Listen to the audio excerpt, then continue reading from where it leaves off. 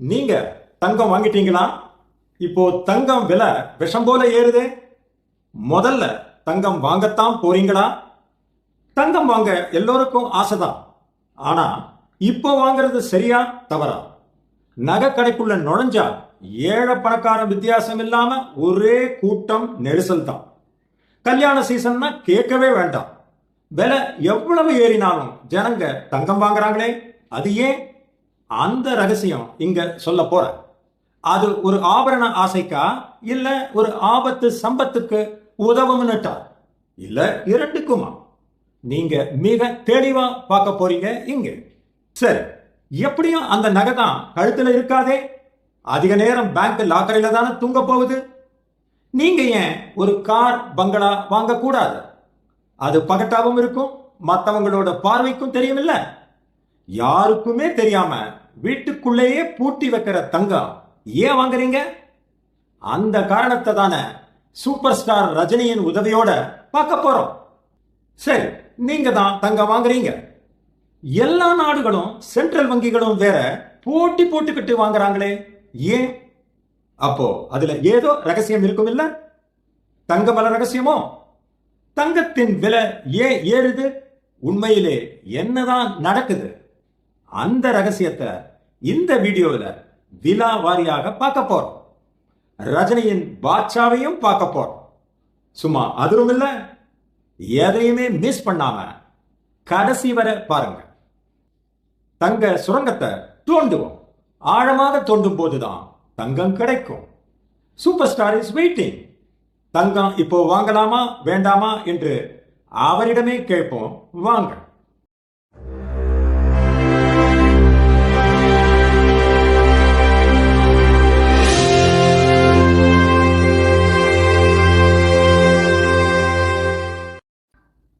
நம்ம வாழ்க்கையே தங்கம் வாங்குவதிலேயே பைத்தியமா ஒரு கடமையா வாழ்ந்துட்டு இருக்கோம்.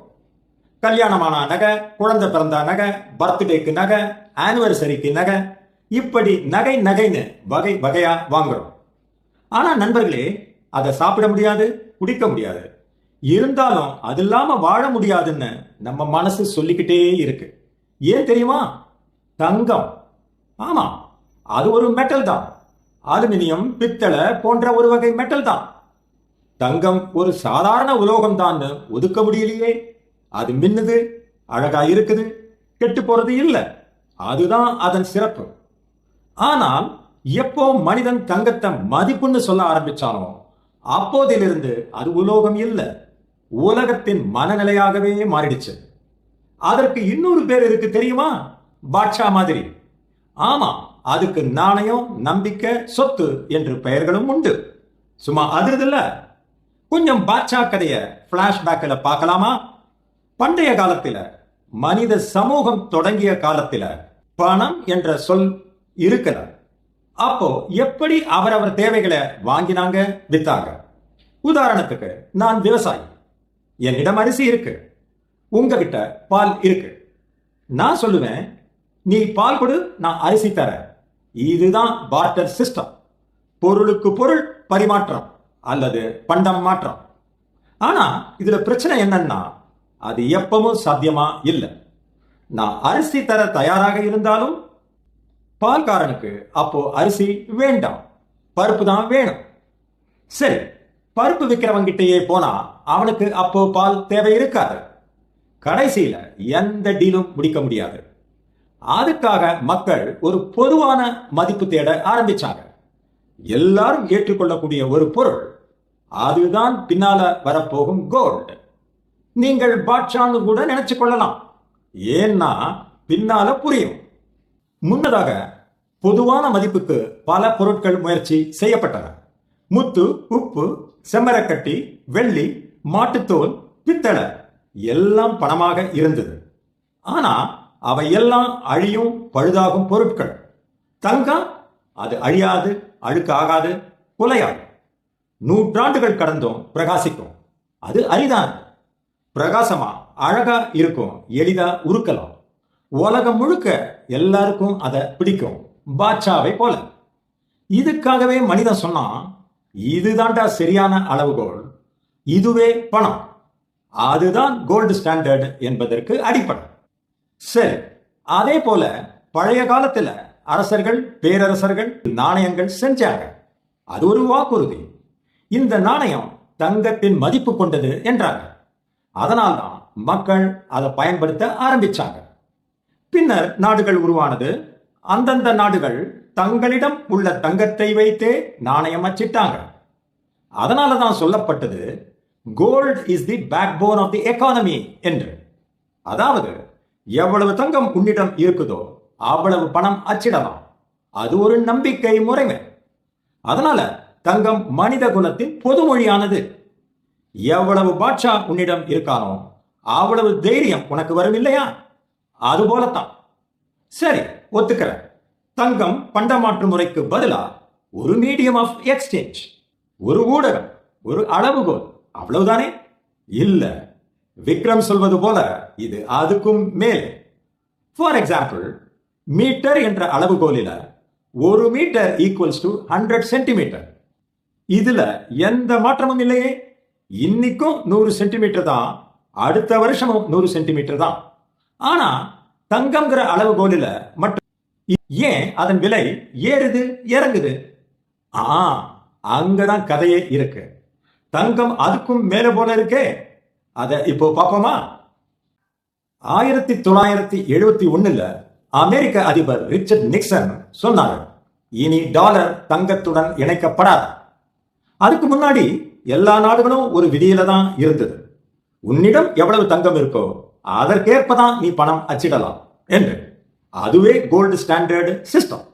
ஆனா அமெரிக்க அதிபர் ரிச்சர்ட் நிக்சன் வெளியிட்ட அறிவிப்புல இனி டாலர் தங்கத்துடன் இணைக்கப்படாத. டாலரின் மதிப்பு, அமெரிக்காவின் உற்பத்தி திறன், சேவை, பொருளாதார வலிமை இதில் தான் இருக்கும் அப்படின்னாரு. அந்த நாளிலிருந்து உலகம் முழுக்க தங்கத்தின் கட்டுப்பாட்டிலிருந்து பணம் விடுதலை ஆனது. அது மிக தைரியமான முடிவுதான். அப்புறம் என்ன நடந்தது? அதன் பிறகு உலக நாடுகள் தங்களுடைய நாணயத்தின் மதிப்பை தங்கத்தின் அடிப்படையில் இல்லாம தங்கள் பொருளாதார வலிமையின் அடிப்படையில நிர்ணயிக்க ஆரம்பிச்சிட்டாங்க.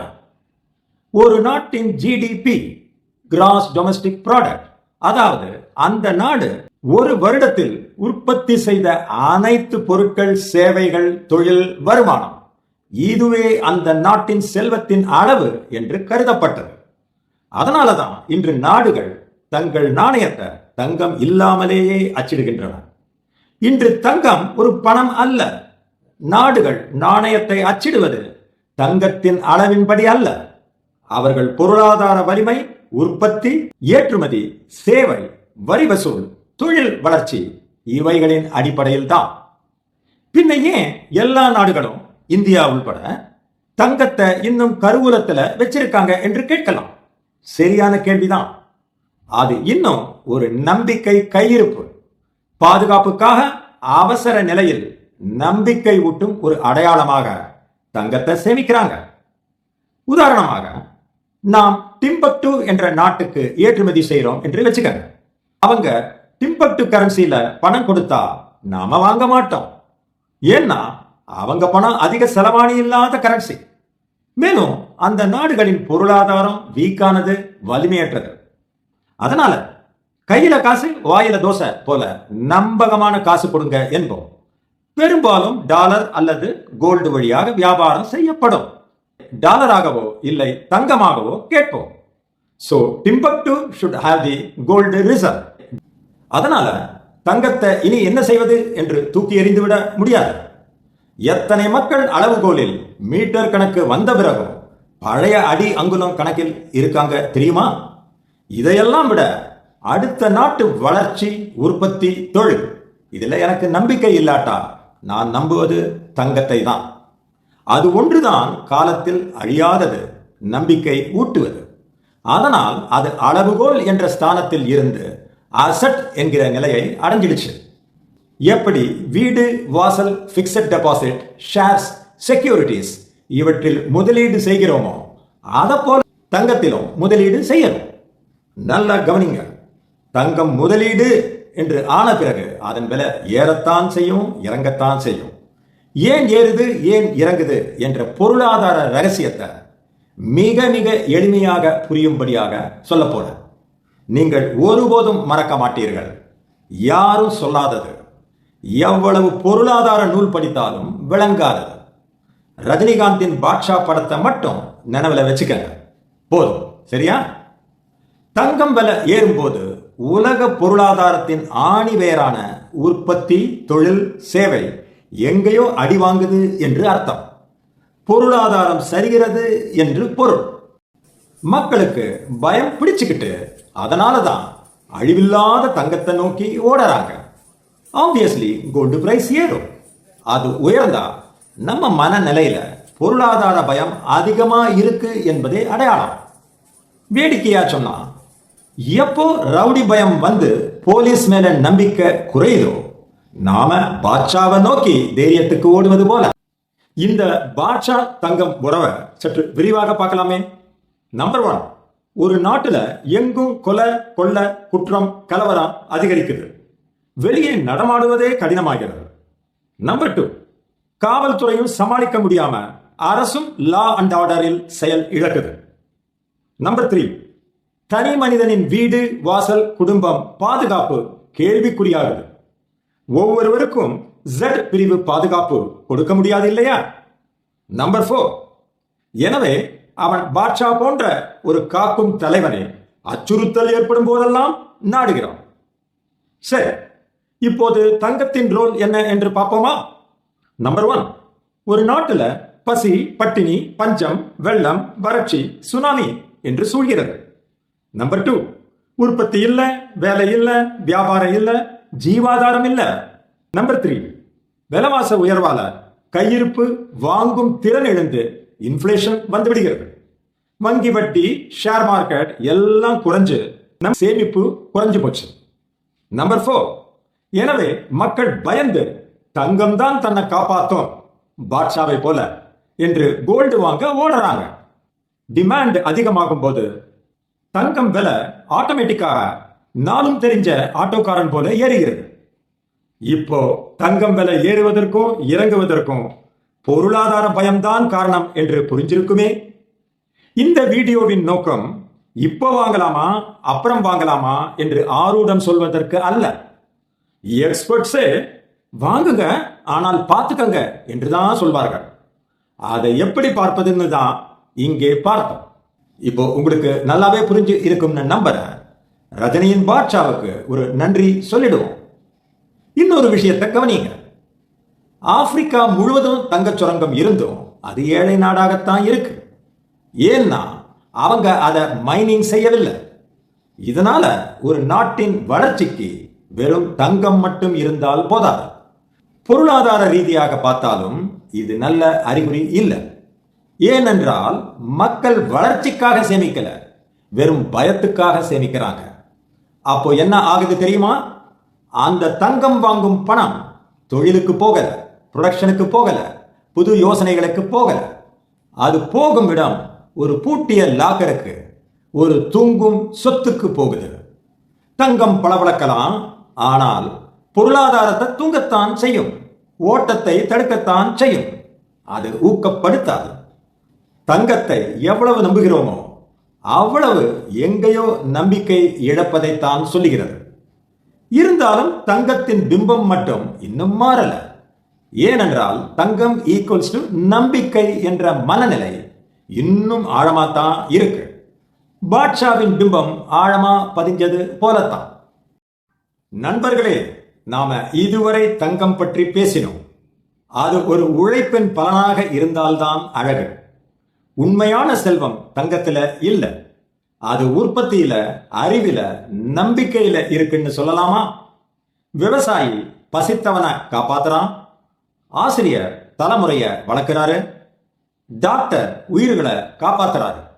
அவங்க ஸ்கில் தானே உண்மையான தங்கம். ஐ மீன் உலகத்தோட தங்கம்.